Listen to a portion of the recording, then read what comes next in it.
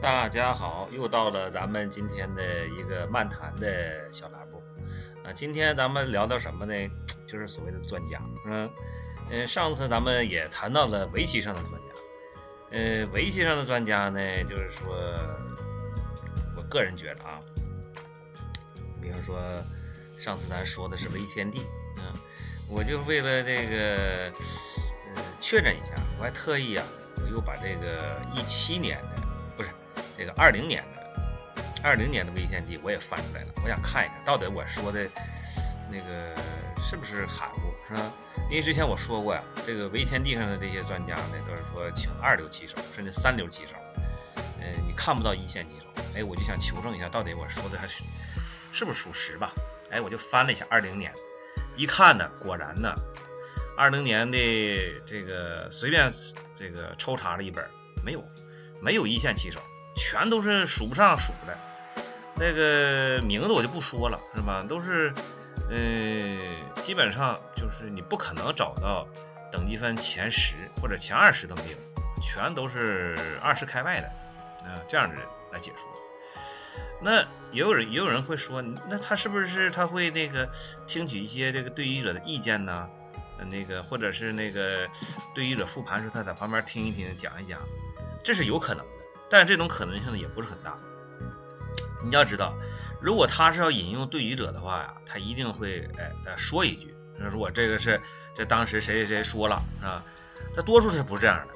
还有一点呢，就是他这个复盘呢，你看，如果你要是有机会，你可以看一看这个就是围天地上的解说就是有一很大特点，他呢越简单的他越说，越复杂的他越不说。上次我说我看他解说我头大，就这原因，就是你根本就不明白这棋你摆完了你也不明白啥意思，并不是说咱们大家都智商不够，是因为他根本他就不说，因为他也说不出来。你看咱们现在这个林海峰，还有以前的我说的这个加藤那个自然解说那个，你看他那个都是集中在中盘以后的变化，他很少在续盘上纠结，很少。为什么？因为那个对弈者那个多数的思路都是在那个决定胜负的地方那个花大功夫，所以你看他解说的时候，他也是重点在那里，让大家看都明白。那半吊子那都是那样的棋手，他能跟你说明白吗？是不是？他就是跟你讲基础知识，那不行。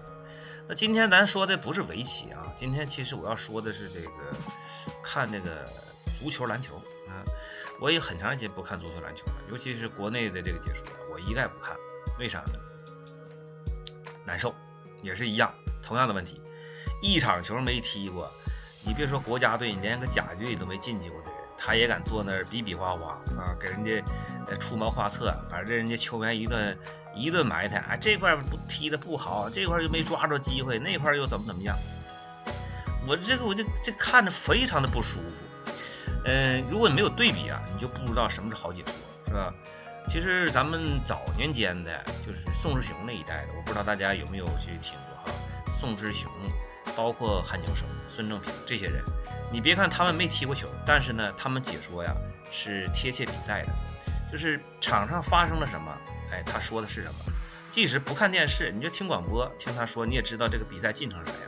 可是如果你看现在这些什么这个猛什么那个毅就这些解说篮球的，这家伙都比专家还专家，你听着可难受了。就球场这些球员就是百码不是，就他明白。那足球也是如此，那足球都是一些没踢过球的人来解说，真正踢过球的人解说你感觉是不一样的。你看那个，原先上海台还请过叫是谁山东那个进过国家队那个小个子球员叫刘月吧，还叫什么忘了那还真的是个职业球员呢，那是还是国字号了，是不是？但是进不去国家队忘了，反正总之人家踢的还可以，只有这样人去解说才觉得有意思。你弄一些连球都没沾过的，这不行。以前就包括中央台，就是那些人都是如此，哪踢过球对不对？都耍嘴皮子，那根本就没有代入感，你根本感觉不出那个比赛气氛。那咱说老一代的这些国嘴，说宋世雄这些人，可惜他们后来受排挤进了舞台以后变成舞台了，受排挤。这个五台同期的95年开始成立的。我为什么能记住？就是95年 ESPN 呢进入到中国了，人家那个解说啊，他请的是咱不知道是哪儿的人啊，不是台湾人，我感觉不是台湾人，他可能都是东南亚那一带的，那解说非常的好。人家 ESPN 呢，它是有标准的，你到他这解说必须按照人家这个标准来说，所以那些说中文的，而且他英文也非常好，是吧？那听起真舒服。那95年的时候我还上那个高中呢，那时候那个正好95年的 NBA 总决赛啊，从那个半决赛开始我开始看，哎呀，太好看了。那比赛看起来就是解说，你最好的解说是什么呢？让你感觉不到解说，那才是好解说。完全进入到比赛里，但是那种享受太好了。你等到回到中央台了，把那个这你就听吧，哎呀，这都是专家了啊，大家都明白，都头头是道，就跟现在这中国是一样的。你看现在这些专家，你可千万不要信专家，是吧？信了专家，你是肯定是要吃亏的。我这话就是提醒大家，是吧？那有对比啊，95年的时候就开始了，那中央台也解说那个篮球啊。95年的时候这个总决赛，你再对比人 ESPN 的，那没法比。当然后来那个就垄断嘛，就把 ESPN 又踢出中国了，所以你也看不到了。这就是今天要聊的这么一个小话题吧。还有呢，就是说咱们这个聊聊我接触的一个很有意思的东西，就是这个我小时候咱就说呢这个叫做什么呢？料理啊，料理，咱说料理啊。为什么说到料理去了呢？就是说，我小时候在我家这块啊，有个叫国际饭店啊，国际饭店。因为那时候小学呀，我还要倒车呢，就是上学到了那个中间还要倒一趟车，大冬天的呀，倒车的时候等车呀，等车呢那个国际饭店跟前呢。这叫国际饭店，国际饭店就楼下是个日本料理。哎呀，为什么说到日本料理去了呢？就是他那个橱窗里摆的所有的吃的，跟那个真的是一模一样。这个是很奇怪哈。你说，那你为什么摆这些那个不摆真的东西？你要摆真的吃的，那个你放不住。他那个就你看是假的，但是它可以放1年都没问题，依然是鲜艳无故啊，就跟那个。就是跟真的那个刚做出来似的，垂涎欲滴，非常好看就各种日本的那个什么都有，什么鱼啊、面条啊、米饭呐、都有，它就摆在橱窗里，让大家能冬天也能看到，很好看。当时没觉得什么，就是觉得这不就是那个让大家知道吧，是吧？可是后来了，我有机会啊，那个在国外的一个就是视频里看到，才知道这是日本的一个绝技呀。这个不是说谁都能做了的，那个专门日本有一个就是世家，他们就专门做这个东西，就是给橱窗里做这种那个像真的一样的食物啊，这个是这就是它的一个特色啊。我今天是想到哪儿说到哪儿啊，那最后再说个什么呢？就是关于围棋书啊，咱们接着聊聊围棋书。有几套书我没提到过的啊，就是这个程小流啊，陈小流写的这个《发扬论》。程小流这位老先生啊，他这个《发扬论》呢，他署名是署自己啊，但是这个咱就也不知道了，是吧？不管是不是他写的，但是内容来说没得说，非常的好啊，非常好。总共在国内啊能看到3个版本，第一个版本就是最早期的铅印的那个，也是歪歪扭扭有点，但是印刷质量是不错的，看得很清晰。我不知道后来为什么再买的就是这种铅印书，有的都印糊了。但你如果是买它第一版的书，那都没问题。它可能后来又印，它就质量就不过关。那本书就是我以前在我的视频里我也提到过，就是我看的一个假期是吧？那时候我就提高很大一块。那他后来呢，这个蜀荣又出了这个就是新版的了，新版的蓝皮的，在网上也有卖，还很便宜。我奇怪这书为什么这么便宜？后来我又买了一本，有机会我打算还接着摆一摆。而且我也如果大家有这个需求的话，我也会跟大家一起分享这个发扬论。那发扬论的书，说实话，那是那手术都非常多了。就是说我是看答案的，我就明说我是看答案，我不可能说我不看答案。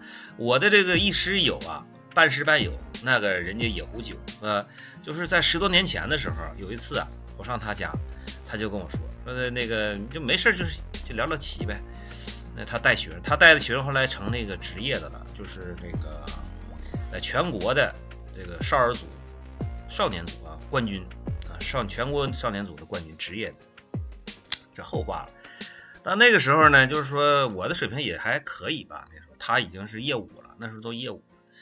然后呢，就是说的，哎，随便聊聊就把这个方案论就拿出来了。他就说你那个找一道题吧，哎，我就随便翻了一页，他拿了就做，一点不差。